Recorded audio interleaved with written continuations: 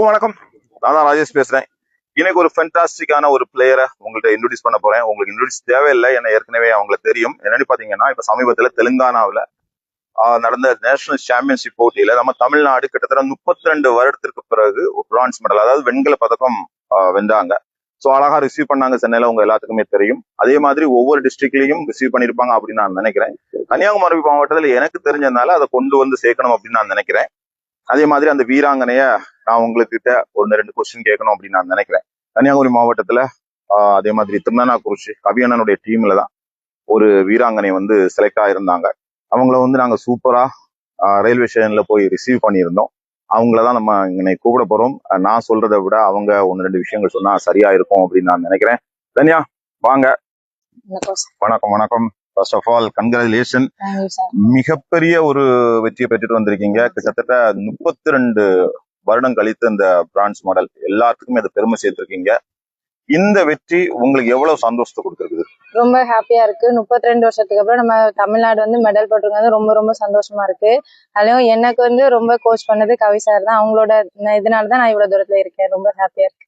வா, ஒரே கொஸ்டின்ல எல்லாத்தையுமே கவர் பண்றீங்க. அப்படிலாம் ஒரே அடியா விட்டுற முடியாதவங்கள. இருந்தாலும் முதல்ல நான் கேட்டுக்கிறேன், எப்படின்னா முதல்ல ஒரு மாணவியா தான் இருந்திருப்பீங்க, அதுக்கப்புறம் யூனிவர்சிட்டி விளையாடி இருக்கீங்க. உங்க அம்மா அப்பா தான் முதல்ல உங்க மேல நம்பிக்கை வச்சிருப்பாங்க. சோ என் பொண்ணை கண்டிப்பா வீராங்கனையா மாத்தணும் அப்படின்னு நினைச்சிருப்பாங்க. அவங்களுக்கு ஒரு படிப்புல இருந்து, அதாவது மாணவியில இருந்து எப்படி கபடி வீராங்கனையா ஒன்ன மாற்றி அழகு பார்க்கணும்னு நினைச்சாங்க, அந்த ஆரம்ப காலகட்டத்தை லைட்டா சொல்லுவோம். அப்பா வந்து கொத்த வேலை பாக்குறாங்க, அம்மா வீட்டு பக்கத்துல ஒரு சூடகம்மன வேலை பாக்குறாங்க. அம்மாவுக்கு வந்து எப்படியாவது என்னோட ஆசை போலீஸ் ஆகணும்னு. அதனால அம்மா எனக்கு நான் என்ன கேட்கறேனோ அதை என்கரேஜ் பண்ணி இங்க கிரவுண்டு கேட்டுமே ஃபர்ஸ்ட் எனக்கு உடனே ஓகே சொல்லிட்டாங்க. சரி, கிரவுண்ட்ல கொண்டு விட்டாங்க. நல்லா சார் தான் பாத்துக்கிட்டாங்க. சாருக்கு ஏத்த மாதிரி இப்போ நான் அம்மாவுக்கு அப்பாவுக்கும் ஒரு பெருமையை சேர்த்து கொடுத்துட்டேன். வாவ். ஏன்னா முதல்ல நீ போலீஸ் ஆகணும்னு சொன்ன உடனே கவியண்ணனும் போலீஸ் அதிகாரியா இருந்ததுனால அப்ப போலீஸ் ஆகணும் அப்படிங்கறதுனாலதான் முதல்ல அங்க சேர்ந்திருக்கா? இல்ல, அதான் எய்ம். நான் வந்து நிறைய கேம்ல போகணும்னு நினைச்சேன். எனக்கு எங்க போகணும்னு தெரியல. அதுக்கப்புறமா ஸ்கூல் படிக்கும் போது ஃப்ரெண்டு மூலமா விசாரிச்சதுல திருநெய்னார்குறிச்சி கிரவுண்ட் இப்படி இருக்குனாங்க. இங்க வந்ததுக்கு அப்புறம் தான் தெரியும் இங்க விளையாடிக்கிட்டே வேலை எடுத்து கொடுப்பாங்க அப்படின்னு. சூப்பர். நீங்க பல்கலைக்கழக வீராங்கனையா தேர்வு பெற்றது எனக்கு தெரியும். எத்தனை தடவை விளையாடி இருக்கீங்க? வேற ஏதாவது சாதனைகள், அதாவது கன்னியாகுமரி டிஸ்ட்ரிக்ட் டீமுக்கு எத்தனை தடவை போயிருக்கீங்க அப்படின்னு சொல்ல முடியுமா? கன்னியாகுமரி டிஸ்ட்ரிக்ட்ல இருந்து ஒரு 5 வாட்டி ஸ்டேட் போயிருக்கேன். அதுக்கப்புறம் யூனிவர்சிட்டி 3 வருஷம் விளையாடி 2024 மனோன்மணி சுந்தரா யூனிவர்சிட்டி வின் பண்ணிருக்கேன். இப்ப 72வது சீனியர் சாம்பியன்ஷிப்ல தெலுங்கானால தமிழ்நாடு வின் பண்ணிருக்கோம். Wow, super.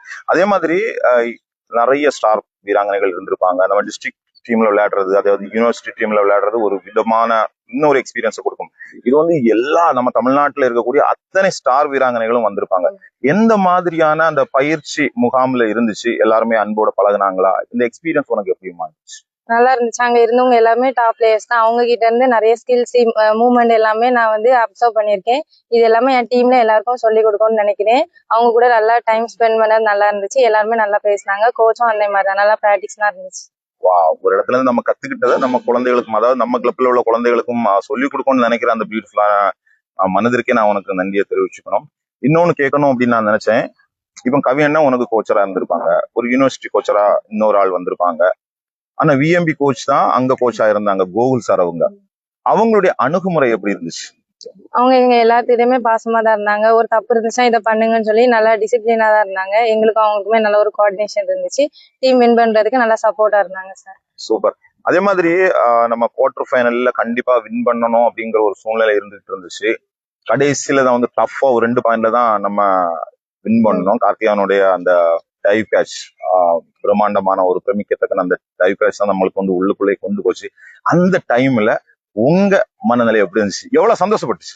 ஃபர்ஸ்ட் நாங்க ஒரு 11 பாயிண்ட் நாங்க தான் லீடிங்ல இருந்தோம். அப்போ வந்து ரொம்ப ஹாப்பி ஆயிட்டு எல்லாருமே மனசுல நம்ம வின் பண்ணிட்டோம், மெடல் வந்துட்டோம் அப்படின்னு நினைச்சோம். லாஸ்ட் ஹாஃப் டைமுக்கு அப்புறமா எல்லாருக்குமே ஒரு ஏமாற்றம் மாதிரி பதட்டம் ஆயிடுச்சு.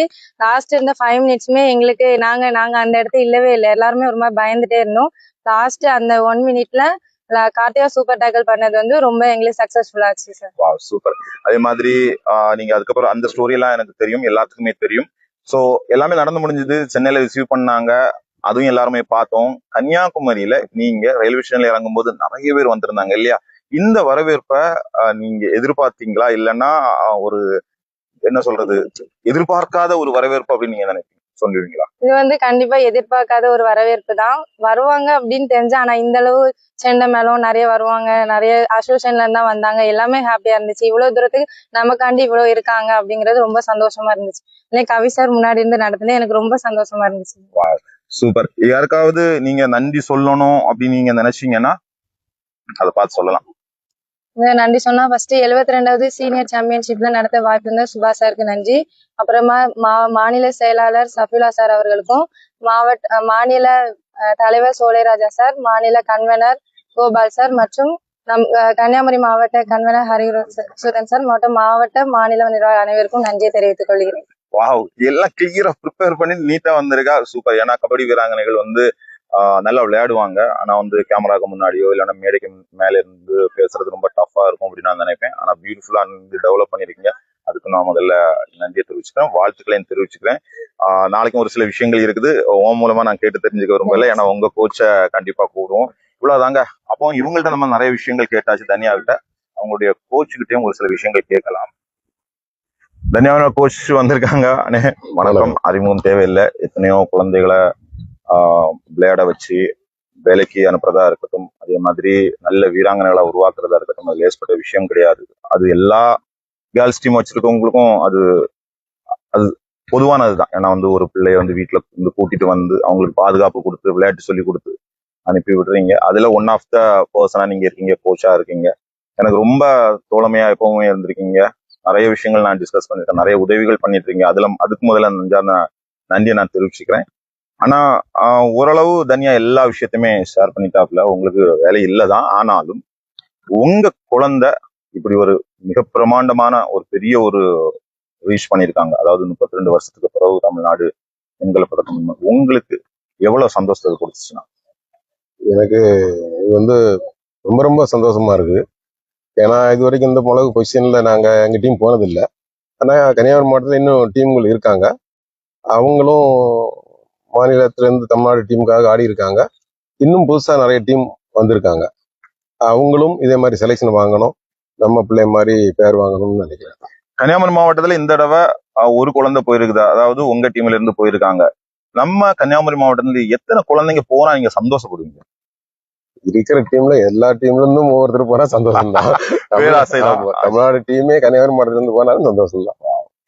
கண்டிப்பா அது நடக்காது. அதனால நம்ம வந்து ஒன்னோ ரெண்டோ அடுத்த டீம்ல இருந்து போகணும். எல்லாருமே உங்க குழந்தைகள் தானே, கரெக்டா? ஆனா இன்னொரு விஷயம் நான் கேட்கணும் அப்படின்னு நினைச்சேன். எப்படின்னா கபடி வீராங்கனைகளுக்கு ஒரு 32 வருடத்துக்கு பிறகு இந்த வெற்றி கிடைச்சிருக்குது. இது நம்ம தமிழ்நாடு அரசாங்கத்துக்கு வேலை வாய்ப்பிற்கான ஒரு 3% இடஒதுக்கீடு ஒதுக்கியிருக்காங்கன்னா அது இதுல சேருமா சேராது? கண்டிப்பா சேரும்னு சொல்லியிருக்காங்க. இருந்தாலும் ஸ்டேட் பிளேயருங்கும் போது கண்டிப்பா ஃபார்ம் 2 அதுலயே அப்பாயின்மெண்ட் கன்ஃபார்மா கிடைக்கும். அவங்க ஏழ்மையான குடும்பம், அவங்களுக்கு வேலை கிடைச்சா எங்களுக்கு சந்தோஷமா இருக்கும். ரொம்ப சந்தோஷம். இந்த விஷயமும் அது வந்து எல்லாத்துக்கும் போய் சேரணும். ஏன்னா வந்து கபடி பிளேயர்ஸுக்கே இன்னைக்கு அப்பாயின்மெண்ட் கம்மி அப்படின்னு சொல்லிட்டு இருக்க காலகட்டத்துல இப்படி ஒரு ரீச் ஆகி வேலை கிடைச்சது சூப்பரான ஒரு விஷயம். ஆனா நான் வந்து எப்பவுமே உங்களை பார்ப்பேன் கன்னியாகுமரி மாவட்டத்துல ஒரு சில விஷயங்கள், அதாவது விளையாட்டை தாண்டி விழாக்கள் நடத்துறது இருந்துச்சு. நாளைக்கோ நாளை கழிச்சோ ஒரு ஃபங்க்ஷன் வச்சதாட்டு கேள்விப்பட்டேன். இன்விடேஷன் இருக்குது, இருந்தாலும் நீங்க அதை சொன்னா நல்லா இருக்கும் அப்படின்னு நான் நினைக்கிறேன். அதாவது இப்படி ஒரு செலெக்ஷன் கிடைச்சது பெரிய விஷயம். வந்து நம்ம திருநெல்வேலியில வந்து ஒரு சாம்பியன்ஷிப் நடத்தணும், அது வந்து சிறப்பாக நடத்தியிருந்தோம். அதுக்கு நம்ம கன்னியாகுமரி மாவட்ட கபடி கழக செயலாளர் சுபாஷ் சார், மாநில செயலாளர் சபீலா சார், இவங்களெல்லாம் ஐடியா கேட்டிருந்தேன். அதுபடி சிறப்பாக நடத்தினோம். அப்போ நடுவர்கள் கன்வீனர் திரு கோபால் சார், அவங்களும் சரி நல்லா நடத்திடலாம்னு சொன்னாங்க. அதுபோக நம்ம கன்னியாகுமரி மாவட்ட கன்வீனர் ஹரிசுதன் அவர்களும் நான் நடத்தி தரேன் அப்படின்னாங்க. அதுபடி சிறப்பாக நடத்தினோம். அப்போ எங்களுக்கு அதுவும் ஒரு நேம் நல்லா இருந்தது. அதனால இந்த பொண்ணு வெற்றியோட வந்ததுனால திருநெல்வேலி கபடி அணி சார்பில் ஒரு பாராட்டு விழா வச்சிருக்கோம். முக்கியமானவங்க மட்டும் அழைச்சிருக்கோம். இதே மாதிரி எல்லாரும் அந்தந்த டீம்ல உள்ள பிளேயர்ஸை தமிழ்நாடு லெவலில் தேசிய அளவில் போகணும், அவங்களும் இதே மாதிரி பாராட்டு விழா வைக்கணுங்கிறதுக்காக இந்த மாதிரி இருக்கும். சூப்பர். ரொம்ப ரொம்ப நன்றினே வந்ததுக்கு. உங்க குழந்தை மட்டும் இல்ல, நம்ம கன்னியாகுமரி மாவட்டத்துல நிறைய குழந்தைங்க இந்த மாதிரி போய் அச்சீவ் பண்ணணும். எல்லாம் வல்ல இறைவனும் உங்களுக்கு துணை இருக்கணும். நிறைய ஆய்வுல உங்களுக்கு தரட்டும் அப்படின்னு சொல்லிட்டு நன்றியை தெரிவிச்சுக்கிறாங்க. அவ்வளவுதான். இந்த குழந்தைக்கு ஒரு பாராட்டு விழா அவங்க வச்சிருக்காங்க. ஏற்கனவே அவங்க சொன்னது மாதிரி தான். ஸோ அழைத்தவர்களும் அழைக்காதவர்களும் வரலாம் அப்படிங்கிறத நான் சொல்லி, அப்படி தானே, கரெக்ட் தானே, வரலாம் அப்படிங்கிறத நான் சொல்லிக்கிறேன். ஏன்னா அந்த குழந்தைகளை வாழ்த்துறதுக்கு தான் அவங்க இன்வைட் பண்றாங்க. ஸோ ஒரு இடத்துல கேதர் பண்ணி சூப்பரா இருக்கும் அப்படின்னு நான் நினைக்கிறேன். நாளை கழிச்சு சாயங்காலம் 5 மணிக்கு திருநானா குறிச்சி கிரவுண்ட்ல வச்சு அது நடக்க போகுது. எல்லாரும் வாங்க, அந்த குழந்தைய வாங்க. அவ்வளவுதான். இன்னொரு வீடியோல பார்க்கலாம்.